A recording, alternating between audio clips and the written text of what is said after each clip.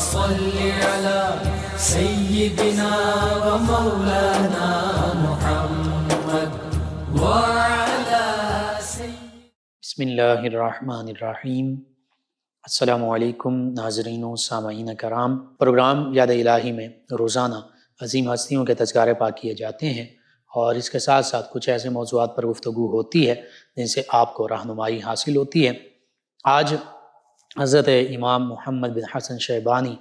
رحمۃ اللہ تعالی علیہ آپ کے تذکارے خیر ہوں گے۔ اس سے پہلے کتاب الشفا سے آج کا وظیفہ لا علاج اور لا جواب امراض کا نبوی علاج، یعنی جن امراض کے حوالے سے اکثر ڈاکٹرز جو ہیں وہ کہتے ہیں کہ یہ لا علاج ہے، یا جن امراض کا علاج طویل عرصے تک چلتا رہتا ہے، ان کا روحانی علاج کیا ہے۔ آقا کریم صلی اللہ علیہ وآلہ وسلم نے ارشاد فرمایا، جو کسی مصیبت زدہ کو دیکھ کر، یعنی کسی بھی بیماری میں، کسی تکلیف میں مبتلا شخص جیسے فالج، blood pressure, heart attack, AIDS, cancer, sugar, یرکان، ہیپاٹائٹس، حادثات وغیرہ جو بھی بیماری اور معاملہ ہے، اس میں اس کو دیکھ کر آقا کریم صلی اللہ علیہ وآلہ وسلم نے فرمایا جو ان کلمات کو پڑھے گا تو انشاءاللہ وہ ان تمام مصائب اور بیماریوں سے محفوظ رہے گا۔ کلمات اور ترجمہ سماعت کر لیں، سنن الترمذی حدیث مبارکہ کی کتاب، اس میں یہ دعا موجود، یہ روایت موجود۔ کیا پڑھنا ہے؟ الحمدللہ الذی عافانی، الحمدللہ الذی عافانی مما ابتلاک بہ، مما ابتلاک بہ، وفضلنی علی کثیر ممن خلق تفضیلا، وفضلنی علی کثیر ممن خلق تفضیلا۔ تو یہ دعا ہے، کسی بھی مصیبت زدہ کو دیکھ کر آپ پڑھیں۔ اللہ نے اس دعا کا معنی یوں ہے، سب تعریفیں اللہ تعالیٰ کے لیے ہیں کہ جس نے مجھے اس بلا اور مصیبت سے بچایا جس سے تجھے دوچار کیا، اور اپنی بہت سی مخلوقات پر مجھے فضیلت دی۔ تو یہ دعا پڑھتے رہیں، بالخصوص مصیبت زدہ، آفت زدہ بیمار کو دیکھ کر۔ انشاءاللہ اللہ تعالیٰ ان تمام بیماریوں، وباؤں، پریشانیوں سے حفاظت فرمائے گا۔ آپ ضرور اپنے معمول کا حصہ بنائیے، اس دعا کو صبح شام کثرت سے پڑھیے، بالخصوص جب بھی کوئی بیمار دیکھیں، کوئی آفت زدہ، مصیبت زدہ دیکھیں، اس کو دیکھ کر لازمی پڑھیں، اللہ کا شکر ادا کریں، اور اپنے اعزاء اقربا، رشتہ دار، دوست، احباب، پڑوسی، محلے دار، امت مسلمہ تک پہنچائیے۔ میرے آپ کے ہمارے بتانے سے کسی بھی مسلمان، ہمارے بہن بھائی، کسی مسلمان فرد کا فائدہ ہوتا ہے۔ انشاءاللہ یہ ہمارے لیے دین و دنیا آخرت میں بھلائی، فائدہ، نجات اور شفا کا باعث ہوگا۔ اللہ سبحانہ و تعالی مجھے، آپ کو، ہم سب کو آسانیاں عطا فرمائے، ہمیں آسانیاں بانٹنے والا بنائے، مشکلات سے ہماری حفاظت فرمائے، آمین۔ جی ناظرین و سامعین، حضرت امام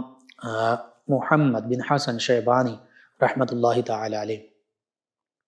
اہل علم میں سے ہیں، اور دوسری صدی ہجری کے بڑے، یعنی کبار فقہا، کبار محدثین، کبار علماء کرام میں شامل ہیں۔ علم کیا ہے؟ علم کا لفظی ماننا جاننا، آگاہی حاصل کرنا، اور حقیقت میں علم پہچان کو بھی کہتے ہیں، معرفت کو بھی۔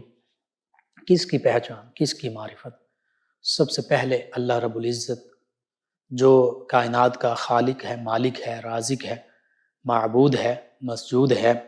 جس نے اس ساری کائنات کو تخلیق فرمایا، اس کی معرفت، اس کی پہچان، یہی علم ہے۔ اور اسی طرح اللہ نے جن جن ہستیوں کو مقام نبوت اور رسالت سے نوازا، ان پر ایمان لانا، یہی علم ہے۔ بالخصوص آقا کریم صلی اللہ علیہ وآلہ وسلم جو آخری نبی ہیں، آخری رسول ہیں، اللہ کے سچے نبی، سچے رسول۔ اب آپ کے بعد تا قیام قیامت نہ کوئی اور نبی، نہ کوئی اور رسول، نہ کوئی نیا نبی آئے گا، نہ کوئی نیا رسول آئے گا۔ اللہ کے پیارے حبیب صلی اللہ علیہ وآلہ وسلم آخری نبی ہیں، آخری رسول ہیں۔ امت مسلمہ، امت محمدیہ آخری امت ہے۔ قرآن مجید، فرقان حمید اللہ تعالیٰ کی نازل کردہ آخری کتاب ہے۔ اب ہدایت کا مرکز اسلام ہے، ہدایت کا مرکز و محور قرآن ہے، آقا کریم صلی اللہ علیہ وآلہ وسلم کا فرمان ہے، ختم نبوت اور ختم رسالت پر سچا ایمان ہے، یہی ہدایت ہے۔ اللہ رب العزت کی پہچان، اللہ کے پیارے حبیب صلی اللہ علیہ وآلہ وسلم کی پہچان اور پھر اسلام کی تعلیمات کو سیکھنا، یہی علم ہے۔ اور جس علم کے بارے میں فرمایا گیا کہ مرد عورت ہر مسلمان پر علم حاصل کرنا فرض ہے، اور جو فرض عین ہے وہ فرض عین وہ یہی قرآن و سنت کا علم ہے، اسلام کی تعلیمات کا علم ہے، وہ اخلاق کردار کے حوالے سے اخلاق حمیدہ اپنے اندر پیدا کر لینا اور اس کو سیکھنا کہ اخلاق حمیدہ کیا ہیں اور رذائل اخلاق کیا ہیں، بری عادات کیا ہیں، پھر عبادات، پھر معاملات، اخلاقیات، اقتصادیات، معاشیات، تمام زندگی کے ہر پہلو جس سے ایک بندہ مومن کا ناطہ ہوتا ہے، جس چیز سے تعلق بنتا جاتا ہے، جس چیز کی ضرورت پڑتی ہے زندگی میں، جن امور کی انجام دہی کرنی ہے، ان تمام چیزوں کا قرآن و سنت کے حوالے سے شرعی علم حاصل کرنا کہ اللہ اور اس کے پیارے حبیب صلی اللہ علیہ وآلہ وسلم کے احکام کیا ہیں، اس حوالے سے تعلیمات کیا ہیں، یہ فرض علوم میں شامل ہے، یہ فرض عین ہے۔ دیگر علوم وہ فرض میں ہیں لیکن وہ فرض کفایہ۔ فرض عین کا معنی یہ ہے کہ تمام لوگ ان علوم کو حاصل کریں گے، اور فرض کفایہ علوم سے مراد یہ ہے کہ اگر چند ایک مسلمان بھی ان علوم کو حاصل کر لیں مسلمانوں کی فلاح کے لیے، مسلمانوں کی بقا کے لیے، بہتری کے لیے، تو باقی جو ہیں ان کے ذمے سے بھی ادا ہو جائے گا۔ جیسے اثری علوم ہیں، ماڈرن علوم ہیں، جدید علوم ہیں۔ بہرحال جب ہم علم کی بات کرتے ہیں تو اسلام جہاں دین امن و سلامتی ہے وہیں دین علم ہے۔ اسلام کی پہلی وحی جو ہے اقرا پڑھی ہے، علم سے ہی ہو رہی ہے، پڑھنے سے اس کا آغاز ہو رہا ہے، تو پتہ چلا کہ حقیقت میں اسلام ہی دین علم بھی ہے۔ اور اسلام کی تعلیمات ہیں، قرآن و سنت کی تعلیمات ہیں، یہ جو عقل سلیم رکھنے والے ہیں وہ ان چیزوں کو سمجھتے بھی ہیں، تسلیم بھی کرتے ہیں، یعنی جنہیں اللہ تعالیٰ نے صحیح سلامت عقل عطا فرمائی ہے، سوچنے سمجھنے کی فکر رکھنے والی عقل سلیم، اور جو قلب سلیم رکھتے ہیں ان کے لیے بھی، اور پھر جو حواس اپنے صحیح حالت میں رکھتے ہیں ان کے لیے بھی، حواس خمسہ، عقل سلیم، اور پھر خبر صادق، سچی خبر، یعنی قرآن اور حدیث سے بڑھ کر سچی خبر کون سی ہوگی؟ یہ تین چیزیں ہیں علم حاصل کرنے کے ذرائع میں، یہ شامل ہیں۔ بعض اوقات انسان اپنی عقل سے، ذہن سے، دماغ سے کسی چیز کے بارے میں علم حاصل کر لیتا ہے، بعض اوقات 5 حواس خمسہ جو ہیں ان کے ذریعے علم حاصل کرتا ہے، چکھنے سے بھی کسی چیز کا علم حاصل ہوتا ہے کہ یہ چیز کڑوی ہے، میٹھی ہے، ذائقہ کیسا ہے، سونگھنے سے بعض اوقات چیزوں کا پتہ چلتا ہے، دیکھنے سے، مشاہدے سے علم حاصل ہوتا ہے۔ تو یوں حواس خمسہ بھی ضروری، عقل بھی ضروری، بعض اوقات حواس خمسہ بھی جواب دے جاتی ہیں، حواس خمسہ جو ہیں وہ غلطی کر سکتی ہیں، ان کی غلطی جو ہے وہ نقصان کا باعث بنتی ہے، بعض اوقات عقل جو ہے وہ بھی غلطی پر ہوتی ہے، لیکن حواس خمسہ بھی صحیح ہوں، سلیم ہوں، سلامت ہوں، عقل بھی سلیم ہو، سلامتی والی ہو، اور پھر خبر صادق، سچی خبر، جو انبیاء کرام علیہ السلام کی تعلیمات کا ذکر کریں تو جو کتب اور صحائف نازل ہوتے تھے ان امتوں کے لیے وہ سچی خبر تھی،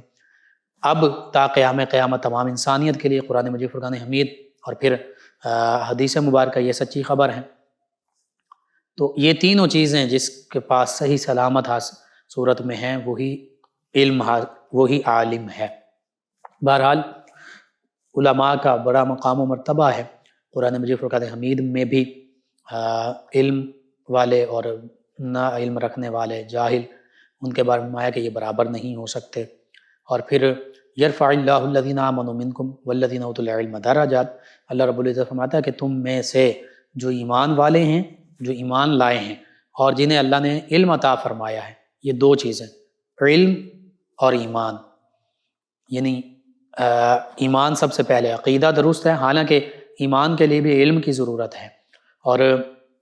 علم بھی درست وہی ہوگا جو ایمان کے ساتھ ہوگا۔ بہرحال علم اور ایمان جنہیں یہ دو چیزیں عطا کی گئیں، اللہ رب العزت فرماتا ہے اللہ تعالیٰ ان کے درجات بلند فرماتا ہے اور درجات بلند فرما دے گا۔ تو آج بھی درجات کی بلندی کے لیے، اللہ کی بارگاہ میں سرخرو ہونے کے لیے، اس دنیا میں بھی اور بالخصوص آخرت میں، علم، ایمان، اس کا ذکر، ایمان اور علم، یہ دونوں چیزیں یہ بلندی درجات کا باعث بنتے ہیں۔ علماء کے حوالے سے احادیث مبارکہ، ایک فقیہ جو ہے دین کی سمجھ رکھنے والا 1000 عابد سے بھاری ہوتا ہے، اس کا زیادہ فضیلت ہے۔ اسی طرح جو علم دین حاصل کرتا ہے، تمام مخلوقات اس کے لیے دعائے مغفرت کرتی ہیں، فرشتے اس کے قدموں کے نیچے پر بچھاتے ہیں۔ اور پھر انما بعثت لاتمم مکارم الاخلاق بھی فرمایا، انما بعثت معلما بھی فرمایا آقا کریم صلی اللہ علیہ وآلہ وسلم نے کہ میں تو معلم ہی، علم سکھانے والا بنا کر بھیجا گیا ہوں، میں تو اخلاق کی تکمیل کرنے والا بنا کر بھیجا گیا ہوں۔ تو پتہ چلا آج بھی جو صحیح علم حقیقی، قرآن و سنت کی، اسلام کی حقیقی تعلیمات لوگوں تک پہنچائے اور اخلاق کے حوالے سے بہتری کی بات کرے کہ بندہ مومن کا ظاہر و باطن روشن اور منور ہو جائے، تو پھر یوں سمجھ لیجئے کہ وہ نبی رحمت صلی اللہ علیہ وآلہ وسلم کے طریقے پر عمل پیرا ہے۔ آقا کریم صلی اللہ علیہ وآلہ وسلم سے صحابہ کرام علیہم رضوان نے قرآن و سنت کا علم حاصل کیا، پھر تابعین اعظام علیہم رضوان، پھر تبع تابعین اعظام علیہم رضوان۔ آج کی جس ہستی کا تذکرہ خیر مقصود ہے، امام محمد بن حسن شیبانی رحمۃ اللہ تعالی علیہ، یہ تبع تابعین کے طبقے میں بھی شامل ہیں کہ حضرت امام اعظم ابو حنیفہ کی انہوں نے زیارت بھی کی، شاگردی بھی اختیار کی۔ امام اعظم ابو حنیفہ علیہ رحمہ، آپ نے صحابہ کرام علیہم رضوان کی زیارت کا شرف پایا اور چند ایک احادیث مبارکہ بھی سماعت کی براہ راست صحابہ کرام علیہم رضوان سے، حتیٰ کہ آپ امام بخاری علیہ رحمہ کے استادوں کے بھی استاد ہیں۔ یوں آپ کا حدیث، فقہ اور اسلام کی جو سمجھ بوجھ ہے، اسلام کا جو علم ہے، اس کے حاصل کرنے میں اور پھر امت مسلمہ تک پہنچانے میں بہت بڑا مقام و مرتبہ ہے۔ آپ کے مقام و مرتبے کا اندازہ آپ کے شاگرد امام محمد بن حسن علیہ رحمہ انہی کی ذات بابرکات سے بھی لگایا جا سکتا ہے کہ شاگرد جو ہے اس سے استاد کا پتہ چلتا ہے، شاگرد قابل ہو تو پتہ چلتا ہے استاد بھی بہت قابلیت والا تھا۔ تو بہرحال حضرت امام محمد بن حسن شیبانی علیہ رحمہ فقہ کے بھی استاد، حدیث کے بھی استاد، امام بھی ہیں، مجتہد بھی ہیں، اور پھر عابد و زاہد بھی ہیں، زہد و تقوی، عبادت، ریاضت میں بھی بڑے اعلیٰ مقام پر نظر آتے ہیں۔ اللہ کے بندوں کے ساتھ سخاوت اور فیاضی کا معاملہ بھی نظر آتا ہے، اور پھر معلم تو ہیں ہی، استاد تو ہیں ہی، مصنف بھی ہیں، کئی کتابیں آپ نے تحریر فرمائیں، اور ایسے عظیم فقیہ ہیں کہ آپ نے 1 لاکھ سے زیادہ فقہی مسائل جو ہیں ان کا استنباط کیا، یعنی قرآن و سنت میں غور کیا اور قرآن و سنت سے 1 لاکھ مسائل تلاش کیے، ڈھونڈے، نکالے، جو اس دور میں بھی امت مسلمہ کے کام آئے اور تا قیام قیامت مسلمانوں کی رہنمائی کرتے رہیں گے۔ قرآن مجید فرقان حمید پڑھنا باعث ہے اجر و ثواب، سمجھنا، عمل کرنا، لیکن اگر سمجھ کر جو فقہا ہوتے ہیں، جو مجتہدین ہوتے ہیں، وہ سمجھتے ہیں، سمجھ کر اس میں سے مسائل اخذ کرتے ہیں کہ اللہ رب العزت نے یہ ارشاد فرمایا، اس آیہ مبارکہ، یہ اس حدیث مبارکہ، اللہ کے پیارے حبیب صلی اللہ علیہ وآلہ وسلم کے فرمان سے ہمارے لیے کیا کیا رہنمائی حاصل ہو رہی ہے۔ ان رہنما اصولوں کو وہ لوگوں تک پہنچاتے ہیں، اور پھر وہ ان کے دور میں بھی کام آنے والے اصول تھے، شرعی مسائل تھے، فقہی مسائل تھے، فقہی احکام تھے جو قرآن و سنت سے انہیں حاصل ہوئے، اور وہ آج بھی ہماری زندگی میں کام آتے ہیں، اور تا قیام قیامت ہمارے لیے، ہماری روزمرہ زندگی اسلامی اصولوں کے مطابق گزارنے کے لیے کام آتے رہیں گے۔ اسی طرح حضرت امام محمد بن حسن شیبانی علیہ رحمہ،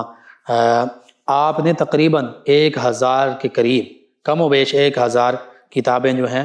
وہ تصنیف کی، اور شاگرد بھی آپ کے بے شمار۔ آپ کے اسم گرامی کا ذکر کیا جائے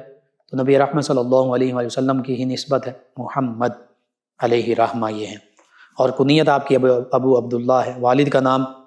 حسن بن فرقد شیبانی رحمۃ اللہ تعالی علیہ ہیں، وہ اللہ کے نیک بندے ہیں،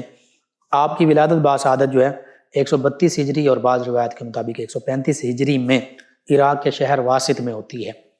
لیکن آپ کے والد گرامی جو ہیں کچھ ہی عرصہ کے بعد، آپ کی ولادت کے کچھ عرصہ بعد، واسط کو خیر آباد کہتے ہیں، اور کوفہ جو اس وقت جہاں سیدنا علی المرتضیٰ کرم اللہ وجہ کریم بھی تشریف لائے تھے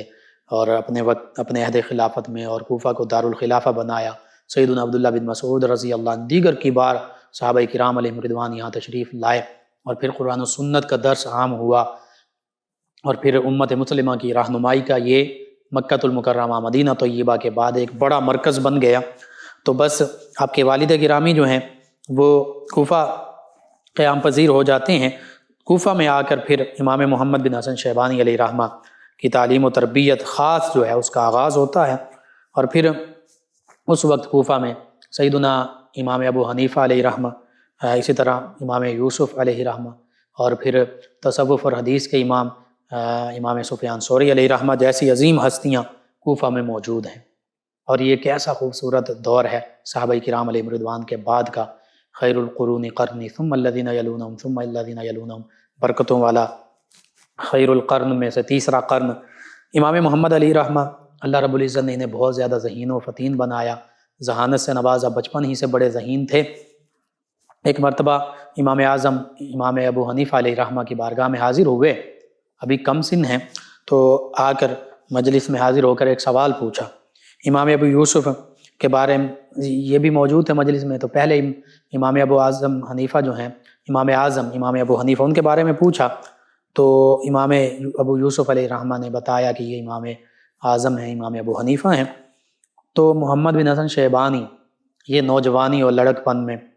آپ نے سوال کیا، اس پر غور کیجیے، اس واقعہ پر، اس سوال پر۔ انہوں نے امام اعظم سیدنا امام ابو حنیفہ علیہ رحمہ سے سوال کیا کہ ایک نابالغ لڑکا عشاء کی نماز پڑھ کر سو جائے اور اسی رات فجر کے وقت سے پہلے وہ بالغ ہو جائے تو کیا وہ نماز عشاء دہرائے گا یا نہیں؟ یعنی نماز عشاء پڑھے گا یا نہیں پڑھے گا؟ تو اس موقع پر امام اعظم ابو حنیفہ علیہ رحمہ نے فرمایا ہاں وہ دہرائے گا، وہ پڑھے گا۔ امام محمد علیہ رحمہ نے اسی وقت اٹھ کر ایک گوشے میں چلے گئے اٹھ کر، اور وہاں جا کر نماز عشاء جو ہے وہ دہرائی، وہ پڑھی، کیونکہ بالغ ہو گئے تھے اور عشاء کے وقت میں بالغ ہو گئے تھے، تو اس لیے عشاء کی نماز ان پر اب لازم تھی، ضروری تھی۔ امام اعظم امام ابو حنیفہ علیہ رحمہ بھی یہ دیکھ رہے تھے، تو آپ نے یہ دیکھ کر بے ساختہ فرمایا کہ انشاءاللہ یہ لڑکا رجل رشید بنے گا، یعنی بہت عظمت والا، اللہ تعالیٰ کی طرف سے برکتوں والا، ہدایت یافتہ، یہ اللہ تعالیٰ کا بندہ بنے گا۔ اس واقعے کے بعد امام محمد علیہ رحمہ پھر اکثر امام ابو حنیفہ علیہ رحمہ کی بارگاہ میں حاضر ہوا کرتے۔ آپ چونکہ ابھی کم سن بھی تھے، نوجوان بھی تھے، اللہ تعالیٰ نے باطنی حسن و جمال اور ذہانت و فطانت کے ساتھ ساتھ ظاہری حسن و جمال سے بھی نوازا تھا۔ تو امام اعظم امام ابو حنیفہ علیہ رحمہ کی بارگاہ میں آپ حاضر ہوئے، باقاعدہ آپ نے عرض کیا کہ مجھے اپنا شاگرد بنا لیجئے، شاگردوں میں شمار کر لیجئے، میں آپ سے دین کا علم جو ہے یہ اخذ کرنا چاہتا ہوں، سیکھنا چاہتا ہوں۔ تو امام ابو حنیفہ علیہ رحمہ نے فرمایا کہ تم جاؤ اور پہلے قرآن مجید فرقان حمید حفظ کر کے، یہ زبانی یاد کر کے آؤ۔ یہ چلے گئے، 7 دن کے بعد دوبارہ حاضر ہوئے، تو امام ابو حنیفہ علیہ رحمہ فرمانے لگے اللہ کے بندے، میں نے تمہیں کہا تھا کہ قرآن مجید فرقان حمید حفظ کر کے آنا، تم ابھی چلے آئے۔ تو کہنے لگے کہ میں نے قرآن مجید فرقان حمید حفظ کر لیا ہے۔ کیسی یہ بات ہے، 7 دنوں میں یہ اللہ تعالیٰ نے مقام و مرتبہ عطا فرمایا، اللہ تعالیٰ کا خاص فضل و کرم، اور اللہ رب العزت کی طرف سے وہ ذہانت کہ 7 دن میں قرآن مجید فرقان حمید آپ نے حفظ کر لیا، یاد کر لیا۔ تقریباً 3 سوا 3 پارے ڈیلی کے بنتے ہیں جو آپ نے یاد کیے۔ بہرحال آپ کو اللہ تعالیٰ نے، جیسے میں نے عرض کیا، ظاہری حسن و جمال سے بھی نوازا تھا، باطنی حسن و جمال سے بھی نوازا تھا، علوم دین حاصل کرتے رہے۔ اللہ تعالیٰ نے آپ کو یہ شرف، یہ کرامت عطا فرمائی، یہ عزت عطا فرمائی کہ اکثر عام طور پر لوگ جو آپ کو غیر مسلم بھی دیکھتے تو وہ کلمہ طیبہ لا الہ الا اللہ محمد الرسول اللہ صلی اللہ علیہ وسلم، یعنی اشہد ان لا الہ الا اللہ وحدہ لا شریک لہ واشہد ان محمدا عبدہ ورسولہ، اللہ کی توحید اور وحدانیت اور محمد مصطفیٰ صلی اللہ علیہ وآلہ وسلم کی رسالت کی گواہی دے کر مسلمان ہو جاتے۔ حتیٰ کہ غیر مسلم یہ کہا کرتے کہ اگر چھوٹے محمد یعنی ان کا خوبصورتی، حسن و جمال اور اسلام کی تعلیمات پر عمل پیرا ہونا اس کا یہ عالم ہے ان کا، تو پھر بڑے محمد جو حقیقت میں اللہ کی کائنات میں، اللہ کی مخلوقات میں سب سے بڑے ہیں بعد از خدا بزرگ توئی، قصہ مختصر، ان کی عظمت، رفعت اور شان کیا ہوگی اس کا ہم اندازہ ہی نہیں لگا سکتے۔ بہرحال یہ امام اعظم علیہ رحمہ کی بارگاہ میں تقریباً 4 برس تک رہے، قرآن و سنت، حدیث اور بالخصوص فقہ یعنی قرآن و سنت ہی سے جو شرعی مسائل اخذ کرنے کا علم ہے یہ حاصل کیا، اور پھر ایک وقت آیا کہ خود بھی حدیث اور فقہ کے امام اور مجتہد مانے جانے لگے۔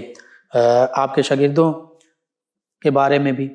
آپ خود تو بڑے مقام مرتبہ پر فائز تھے ہی، آپ کے شاگرد بھی اپنے وقت کے جلیل القدر محدثین اور فقہاء میں شامل تھے۔ علمی کمال کے ساتھ ساتھ، اتنا بڑا علمی مقام و مرتبہ ہونے کے ساتھ ساتھ آپ زہد و تقوی، عبادت و ریاضت کا بھی پیکر تھے۔ اکثر اللہ کی بارگاہ میں راتوں کو بھی سر بسجود رہتے، نوافل پڑھا کرتے، عبادات کیا کرتے، اور پھر رات کے 3 حصے آپ کرتے، ایک حصے میں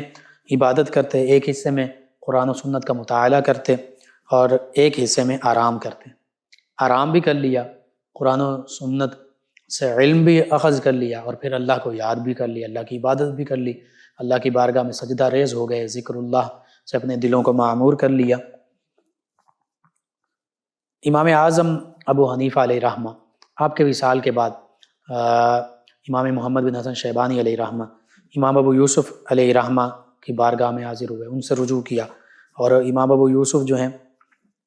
وہ ان کی قابلیت سے پہلے بھی واقف تھے، انہوں نے ان کی صلاحیتوں کو مزید جلا بخشی، اور پھر یہ چونکہ امام ابو حنیفہ کے شاگرد ہیں، امام ابو یوسف بھی انہی کے شاگرد ہیں، تو اس فضل و کمال کی وجہ سے ان کے ساتھ خصوصی بھلائی کا معاملہ کیا کرتے تھے، رعایت برتا کرتے تھے۔ حتیٰ کہ اسماعیل بن حماد بیان کرتے ہیں کہ امام ابو یوسف ایک دن صبح کے وقت آپ درس دیتے، اور امام محمد جو ہیں اس وقت سماع حدیث کے لیے چونکہ دوسرے اساتذہ کے پاس جاتے تھے، تو ایک دن یوں ہوا خاص طور پر کہ یہ واپس آئے ہیں، تو امام ابو یوسف علیہ رحمہ نے ان کے لیے جو پہلے درس ہو چکا تھا، جو پہلے احادیث مبارکہ اور ان سے مسائل اخذ ہو چکے تھے، ان سبھی کو دہرایا، اور پھر یہ باقاعدہ ایک روٹین بن گئی، معمول بن گیا کہ امام محمد جب وہاں سے پڑھ کر آتے امام ابو یوسف ان کے پاس، تو یہ ان کی رعایت کرتے ہوئے ان کے لیے دوبارہ دہرانے لگتے، وہ چیزیں دہرا دیا کرتے۔ امام محمد علیہ رحمہ نے امام اعظم ابو حنیفہ علیہ رحمہ سے قرآن، حدیث، فقہ، تفسیر، اصول تفسیر، یہ سبھی علوم حاصل کیے۔ یا امام اعظم علیہ رحمہ خود بھی بہت بڑے محدث بھی ہیں، فقیہ بھی ہیں، لیکن اس کے ساتھ ساتھ مدینہ طیبہ کے جو محدث اور فقیہ ہیں ان کی بارگاہ میں بھی امام محمد بن حسن شیبانی علیہ رحمہ حاضر ہوئے، امام مالک رحمۃ اللہ تعالی علیہ کی بارگاہ میں، اور پھر امام مالک کے درس حدیث میں شامل ہوئے، ان سے حدیث مبارکہ کی سماعت کی۔ تو یوں امام محمد بن حسن شیبانی علیہ رحمہ 2 ائمہ کے خاص طور پر شاگرد ہیں، امام مالک علیہ رحمہ کے بھی اور امام ابو حنیفہ علیہ رحمہ کے بھی۔ تو یوں خود امام حدیث، امام فقہ، 2 امام حدیث، 2 امام فقہ سے فقہ اور حدیث حاصل کی، اور خود بھی امام علم حدیث و فقہ بنے۔ اور پھر یہ آپ کا بہت بڑا شرف ہے کہ 2 بڑے ائمہ سے آپ نے یوں فیوز و برکات حاصل کی ہے۔ پھر آپ نے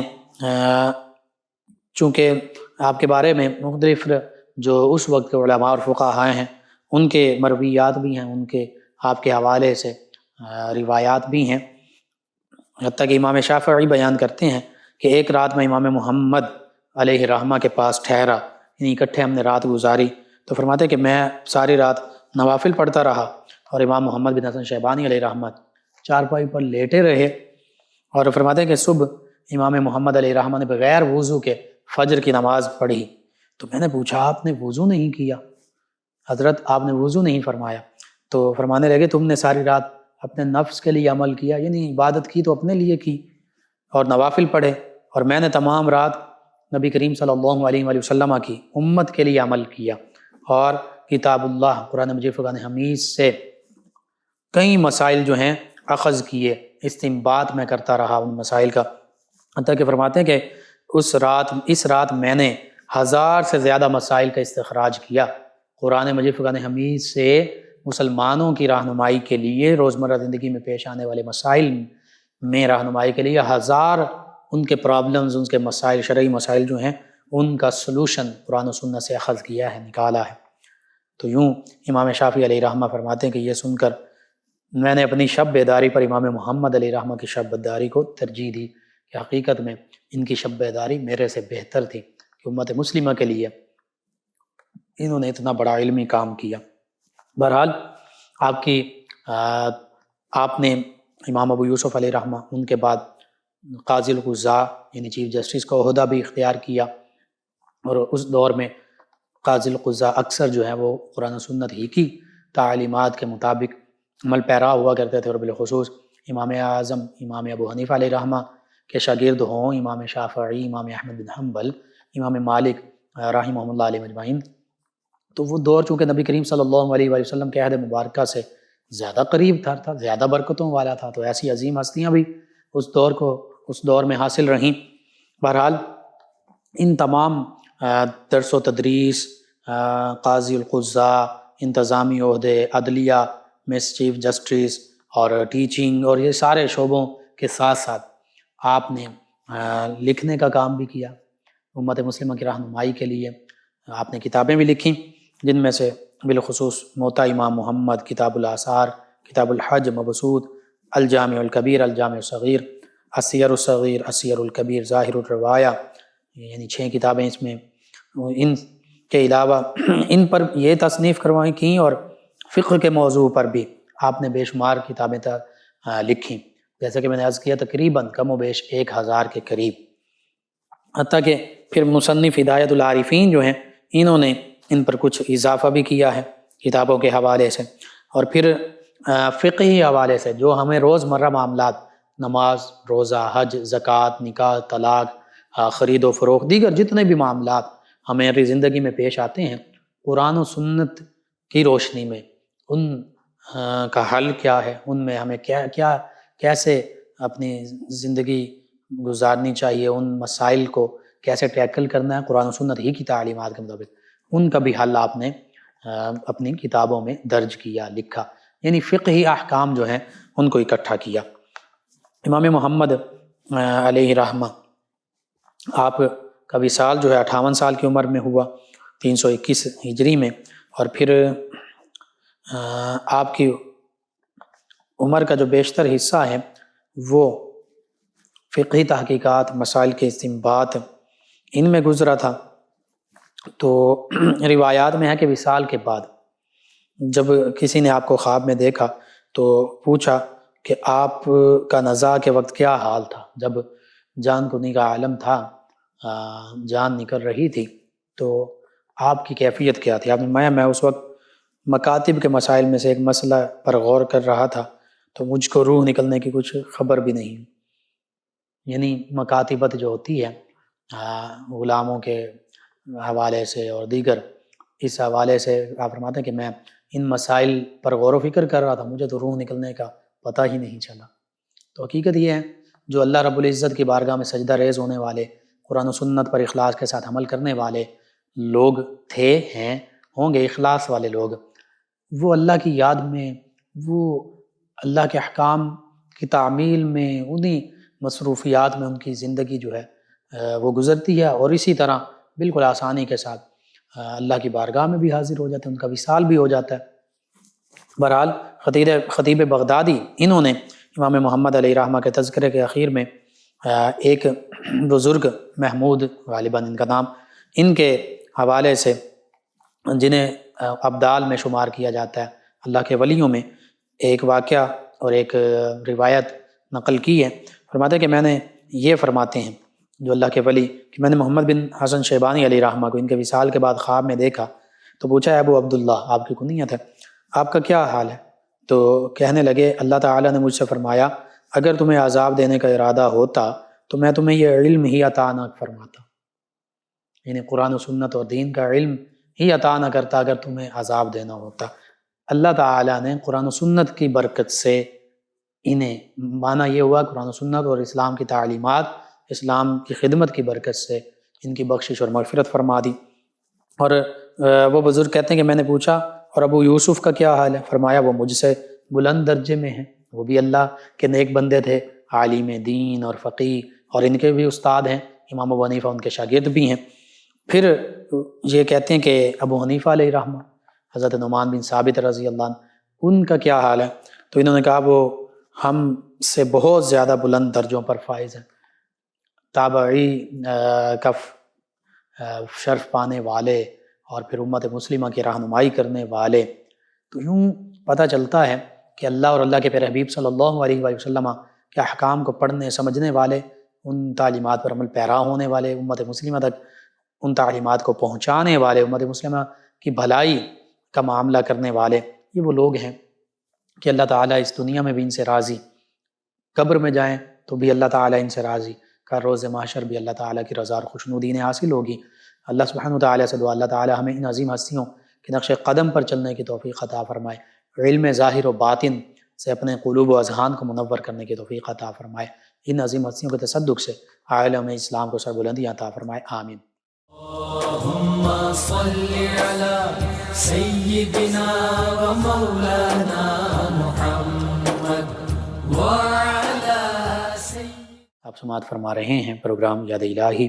ناظرین و سامعین، اس دوران ہمیں جوائن کیا غلام رسول صاحب ہیں فیصل آباد سے، کہتے ہیں آپ کا پروگرام بہت اچھا ہے۔ جی شکریہ آپ کا۔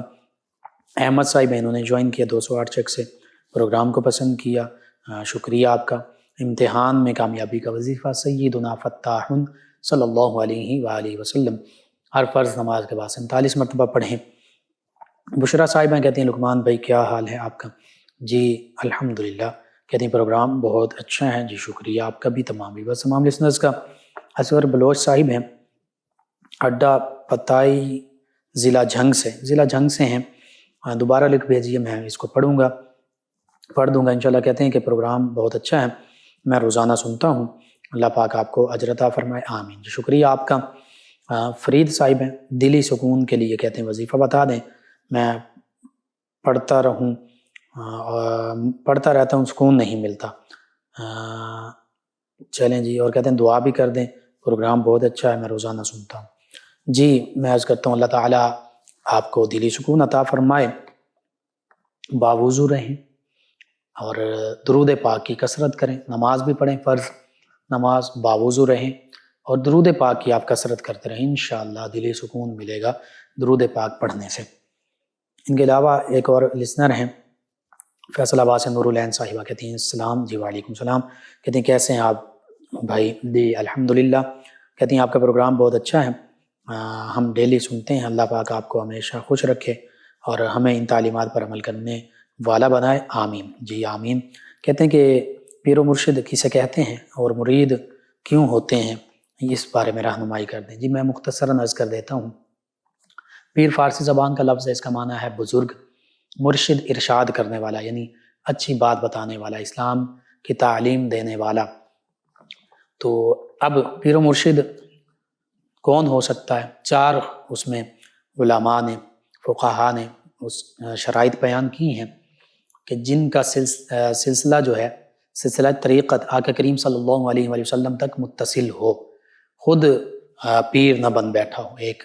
عالم ہو، کم از کم اتنا عالم ہو، علم دین رکھنے والا کہ کم از کم کتابوں سے پڑھ کر ہی اپنے پاس بیٹھنے والے لوگوں کو، مریدین کو شرعی مسائل بتا سکے، شریعت اسلامیہ کے مطابق زندگی گزارنے کی چیزیں، اسی طرح با شرع ہو، غیر شرع نہ ہو، اسلام کی تعلیمات پر عمل پیرا ہونے والا ہو، اسلام کی جو ضروری تعلیمات ہیں ان کی مخالفت کرنے والا نہ ہو، اور اسی طرح چوتھا صحیح العقیدہ مسلمان ہو۔ یہ 4 شرطیں لازمی ہیں، یہ کم از کم ہیں، اور حقیقت یہ ہے کہ وہ اولیاء اللہ جو باشرہ بھی ہوں، شریعت پر مکمل عمل کرنے والے ہوں، عالم بھی ہوں، یا کم از کم علم یوں لوگوں تک پہنچا سکیں، اور پھر سلسلہ متصل ہو اور صحیح العقیدہ مسلمان ہوں، تو ان ایسے لوگوں کے پاس